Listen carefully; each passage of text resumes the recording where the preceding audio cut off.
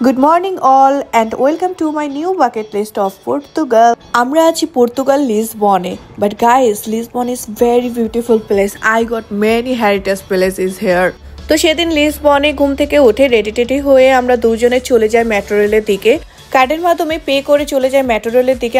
আমরা আছি আনজোস মেট্রো স্টেশনে। মেট্রো আসতে আরো 4 মিনিট বাকি ছিল। তারপরে আমরা খুনসুটি করতে করতে মেট্রো রেলে উঠে পড়লাম। আর এই আপার চুল দেখেন কত সুন্দর। তারপরে আমি নিজেকে একটু দেখলাম, আমাকে অনেক সুইট দেখাচ্ছে। বলতে বলতে চলে আসলাম, মেট্রো থেকে বের হয়ে গেলাম। আমি একটা জিনিস দেখলাম, ইউরোপে বেশিরভাগই মানুষ পায়ে হেঁটে থাকে, মানে গাড়ির জায়গাগুলো মেট্রো ইউজ হয় বেশি। চলে এসেছি রোসিওতে, যেখানে অনেক ফুড কোর্ট রয়েছে আর টুরিস্টরা এখানে আসে তাদের ন্যাশনাল ফুডগুলো ট্রাই করার জন্য। বিভিন্ন ফুডসের পাশাপাশি অর্নামেন্টস, বিভিন্ন ক্লোথস পাওয়া যায়। অ্যাকচুয়ালি এটা একটা পর্যটন এরিয়ার মতো, ছোট ছোট স্টল, বাট খুবই পরিচ্ছন্ন, খুবই সুন্দর। আর এদেশে প্রত্যেকটা জায়গায় স্পটগুলো দেখলে বোঝা যায় রাজা সম্রাটদের অনেক শাসক ছিল। যে কোনো জায়গায় কোনো না কোনো স্থানে মানুষ আর ঘোড়ার কানেকশনের ভাবমূর্তি প্রকাশ থাকবে। আর এইসবের জন্য অনেকটা হেরিটেজ ভাইব পাওয়া যায়। প্রচুর পরিমাণে পর্যটন এখানে এসে থাকে, কারণ এখানে প্রচন্ড রোদ থাকলেও রোদটা গায়ে লাগে না। রাস্তার বিল্ডিং গুলো দেখলেই বুঝবেন এগুলো কত বছর আগের করা।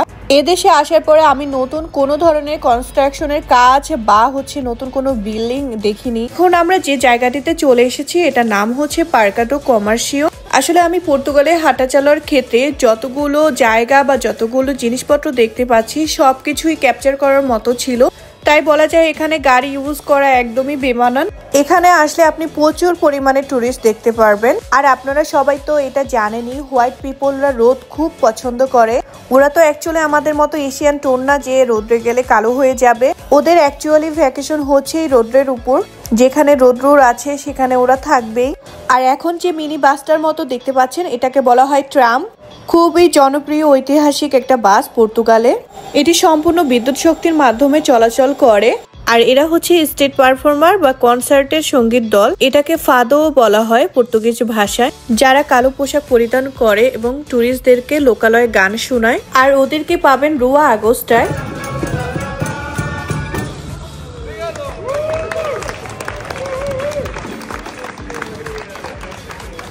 এই যে দেখেন এত মানুষজন, এখানে কিন্তু সবাই টুরিস্ট। আর এই রোডের মধ্যে আমি কিভাবে এরকম ঘোরাফেরা করতে পারছি জানেন?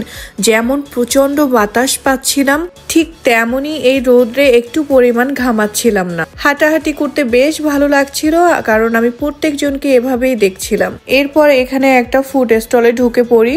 তারপরে চোখে পড়ে ন্যাশনাল ফুড পাস্তিস দে নাতা। পর্তুগিজদের এটা প্রিয় খাবার। সকালে একটা নাতা আর 1 কাপ কফি যথেষ্ট তাদের জন্য। তো হালকা পাতলা খাবারের জন্য আমরা 2টা নাতা, একটা অরেঞ্জ জুস আর একটা ম্যাঙ্গো জুস নিয়ে নিই।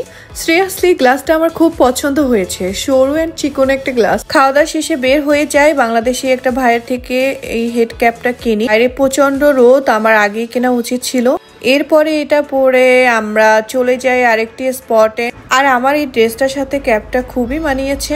এই যে পাথরের যে কারুকার্য দেখতে পাচ্ছেন এগুলো কিন্তু পর্তুগালের নিজস্ব সম্পদ। এদেশে হিউজ পরিমাণ পাথরের পাহাড় রয়েছে, ঠিক তেমনই রয়েছে এরকম স্ট্যাচু। আর এই পুরনো দালান কোঠার জন্য ওরা হেরিটেজ ভাইব নিয়ে দাঁড়িয়েছে সারা পৃথিবীর মাঝে। এই দেশটা ইউরোপের শেষ প্রান্ত, আটলান্টিক পারের হওয়ার কারণে, এমনকি ভৌগোলিক অবস্থানের কারণে একে হিলি টাউন হিসেবে ধরা যায়, কারণ চারপাশে পাহাড়ের মতো উঁচু নিচু জায়গা। আর এই দেশটা ইউরোপের একদমই শেষ প্রান্তে। এই ভৌগোলিক অবস্থানের জন্যই প্রচন্ড পরিমাণ রোদ থাকা সত্ত্বেও মানুষের জীবনযাপন খুবই সাধারণ হয়ে থাকে, কারণ ভরপুর দালান কোঠার মাঝেও প্রচন্ড পরিমাণে বাতাস পাওয়া যায় সব সময়।